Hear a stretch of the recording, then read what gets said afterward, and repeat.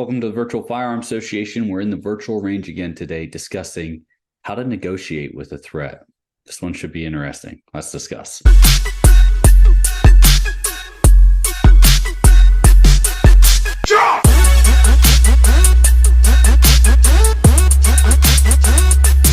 Hey, before we get started, listen, those gifts are down in the description. One, the downloadable and printable targets can save you time, save you some money, and you're really going to enjoy them. There's a little hidden target in there for you too.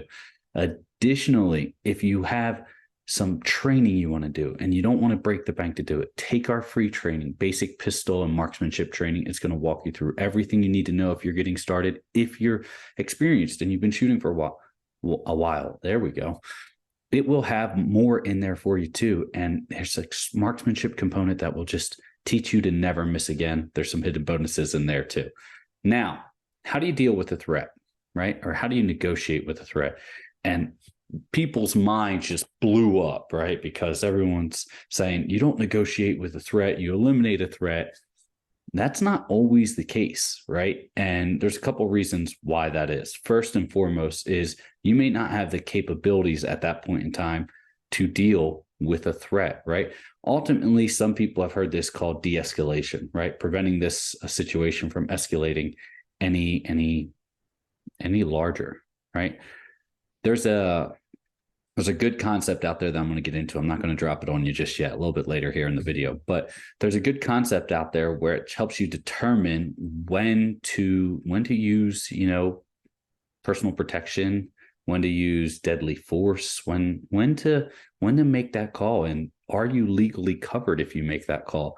Now, no one can prevent or predict human error, and that goes for prosecutions and cities as well. If they decide that they want to prosecute you for using self-defense, that's on them, and that's why you have legal protection. I'm going to do a little plug here. We really like US Law Shield. That's why we recommend all them to our members, and our members get a free month free. Little shameless plug there. So that being said, though, when do you negotiate with a threat? Well, let's give you a scenario here. Let's say that you're out for a stroll with you or your significant other or family or even friends. Let's give two scenarios here. One, you don't have any type of personal protection when it comes to your firearm or anything like that, right? And once again, people's heads just explode. Always carry. But I guarantee you, I don't care who says that, I guarantee you, that has been one time in your life where you didn't carry your firearm out with you. I'm just running to the store. I'm just doing this, or I forgot that it wasn't in the safe in my vehicle, or something along those lines, or I'm not wearing the right clothes to conceal it properly. Something along those lines. I guarantee it. And if you try to say something in the comments the other way, I'm not buying it, right? I'm just going to be candid with you. I'm not buying it. However, let's give you another scenario. Let's say you have your concealed carry firearm with you. You have it, but you're behind the 8-ball, right? Let's say you have it, you're ready to go, and someone approaches you. Say someone's gonna steal from you, right? Someone's gonna steal from you. They come up, right? And they have their firearm already drawn, pointed at you, your spouse, your friends, whatever, right? Let's just say it's just you, right? All the factors are perfect for you to defend yourself minus one. They already have their firearm drawn, pointed at you. What are you going to do? Do you think you're going to draw your firearm and make it, be able to get your shot off prior to them pulling the trigger, whether they hit you or not? Do you think you'll be able to do that? No, it's not possible. You're already behind the 8-ball, and I don't care what guru teaches you, what ninja technique. You're putting your life in danger, and there's another alternative to negotiate with this threat, and then wait for a time when you have that type of capability or advantage, right? Here's what I mean by this. Let's try. Pause right now. Go get your firearm, clear it all out completely, make sure it's clear and safe, drop the magazine or empty the cylinder, check the magazine well, check the cylinder, spin it, make sure it hit the ejector a couple times, right? Make sure everything's out, clear it, no ammunition nearby, right? You can pause this video, go do all that, come back, unpause. And now once you know it's clear, I want you to have your firearm concealed, ready to go, right? Conceal how you would normally carry it, even give yourself the best advantage. We're going to simulate that I have a firearm pointing at you right now, right? And then I'm going to tell you to go. I'm going to tell you to go, and I'm going to say bang, right? Can you get your firearm out, drawn on me, right? Make sure it's clear and safe, clear and safe, clear and safe, clear and safe. Check, double check, triple check, right, for this. And let me see if you can get that trigger press off. And we'll say even if you can get that trigger press off somewhat near target, right, pointing at me, and then we'll go from there. So go ahead, pause if you need to. Go do what you need to do. Come back. Okay, hopefully at this point in time, your firearm's clear, right? No ammunition in the room. You're clear and safe. You're good to go. Now, with that being said, place it in your holster, conceal. Ready? Simulation. I have a firearm pointed at you. I'm asking you for your wallet, everything like that. I'm looking directly at you. Go. Bang. Dead. Right? You want to try it again? Go. Holster. Here we go one more time. I'm going to tell you to go. You know what's going to happen this time, right? You're not going to know what's going to happen next time. I'm going to tell you to go. You draw. Now, remember, you can't be flagging or slowly lifting your shirt. If I see it, I'm shooting ahead of time. So let's just, let's give yourself the FI stance, right? Field interview stance, where you're at your best possible advantage to defend yourself. Ready? Go. Bang. You'll never beat that. I don't care how fast you are. You'll never beat that. And even if you do, even if you get a shot off on me, I'm getting a shot off on you, and that's a bad situation. All right. Opposed to maybe some other type of technique where you negotiate, right? You negotiate with the threat. Let's go same scenario. You have your firearm on you. Now, before we go down to this, I want to give you some caveat. I heard this from another instructor a while back. I love it. It's a great concept. It's not perfect. There's no perfect technique out there that's going to stop everything every single time. This isn't Kung Fu Panda, right?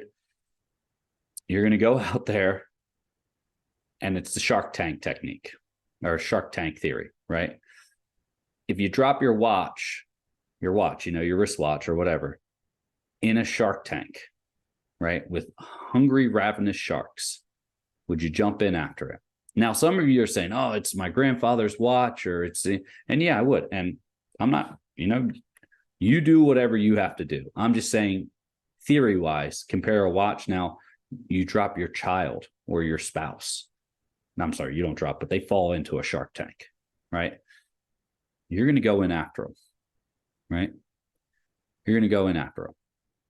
That's a good rule of thumb, right? It's not gospel here, but that's a good rule of thumb as to what you can and should use deadly force to protect, right? And that being said, there's a lot of caveats to this. Say someone takes your grandfather's watch and you want it back because it's your grandfather's watch, and you say, hey, I would dive into a shark tank for that. Well, let me tell you this. That individual, you give them the watch, and then they start to run away, and then you shoot at them to get it back after they've already started running away. And a prosecutor and a jury, it can reasonably assume that there wasn't no immediate threat at that time. They were leaving, and you shot them in the back.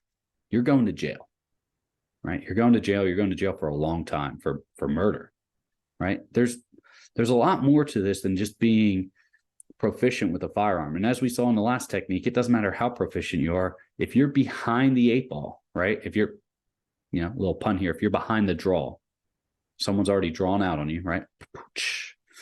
You're behind the draw.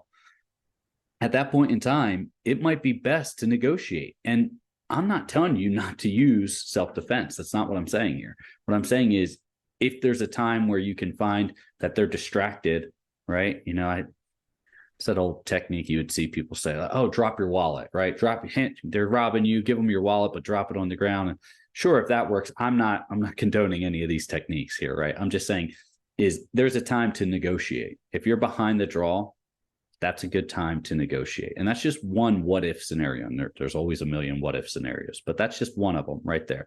So keep that in mind. If you're behind the draw, you might wind up being negotiating because if it's you, you're probably willing to take a little bit more risk.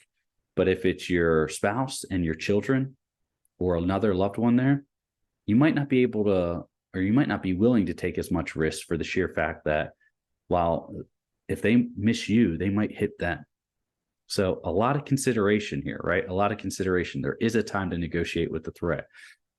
And what's that look like? Sometimes it's being non-threatening yourself, saying, hey, complying, right? Giving them what they want until you can get an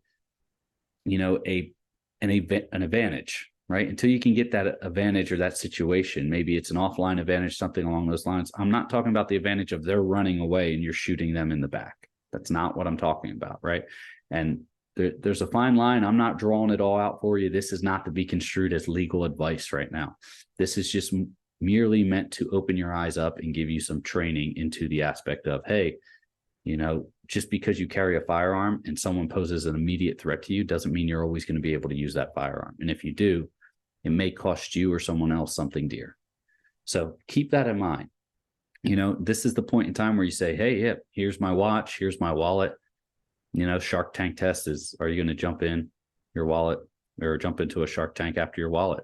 You're going to do it after your shoes. Where do you draw the line, right? It's a lot to think about here. Negotiating with a threat might be your only option. And, it comes down, I don't want to give you a technique here that says, oh yeah, this is what you do. No, one, maintain a good non-threatening posture, but where you can at least defend yourself, a good FI stance. If you don't know what an FI stance is, go watch our FI stance video.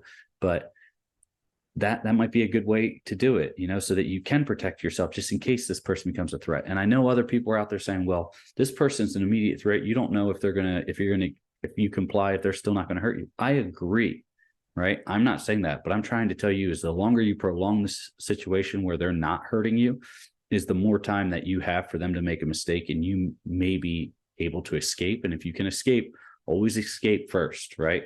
Now, I don't want to hear this stand your ground and all that other stuff. I'm with you on that. I stand behind you on that. However, if you can escape and mitigate the injury to yourself and others, because say you're out in public and it's crowded, right? If you start trying to escape or you putting other people in danger, and you could be saying, hey, I don't care about, there's so many things that people can say for this video, but understand that the world's not black and white. There's no perfect guru technique to handle everything. There might come a time where you actually have to talk your way out of a situation. And that's what I mean by negotiating with the threat, right? Maybe you're giving yourself a prolonged period. Maybe you're giving yourself enough time for them to make a mistake. Maybe you're just understanding and you're reading and interpreting their body language that, hey, I give them what they want. They're going to flee because they're more nervous than I am, and they're the one holding the weapon. It just depends. It doesn't mean that you have to risk it right there and try to beat them to the draw, because you'll never be able to beat them.